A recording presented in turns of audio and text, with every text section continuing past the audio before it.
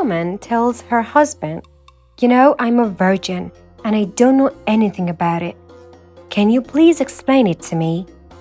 First, the man says, "Okay, sweetheart. Putting it simply, we call your private place the prison and call my private thing the prisoner. So, what we do is put the prisoner into the prison, and then they make love for the first time." Afterward, the guy's lying face up on the bed, smiling with satisfaction, nudging his bride giggles. "Darling, the prisoner seems to have escaped." Turning on his side, he smiles. "Then we have to re-imprison him." After the second time, the guy reaches for his cigarettes, but the girl, thoroughly enjoying the new experience of making love, she gives him a suggestive smile to our lying the prisoner is out again. The man rises to the occasion.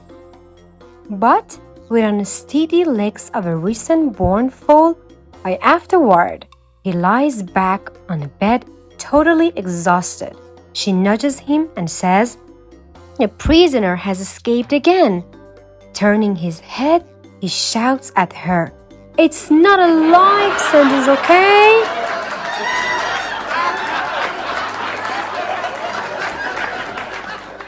A man decides to start a farm. So he walks into town to buy some animals at the farmer's market. He first asks for a rooster. "We don't call them roosters here," the clerk says snugly. "We call them..." So the man buys one cup and points at another animal and asks, "What do you call that?"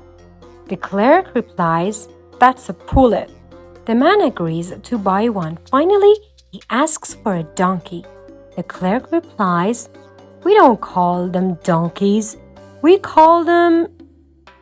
"But we only have one left, and it's very temperamental. What's wrong with it?" asks the man, who is determined to get a donkey. Once in a while, it will stop walking and it won't budge unless you scratch it behind the ears. Such the clerk, the man decides to buy it anyway and pays for all of the animals. Before starting his walk home on way, the donkey suddenly stops and doesn't move. But the man has his arms full of the rooster and pull it so he has to stop. A woman who is passing by to ask for help.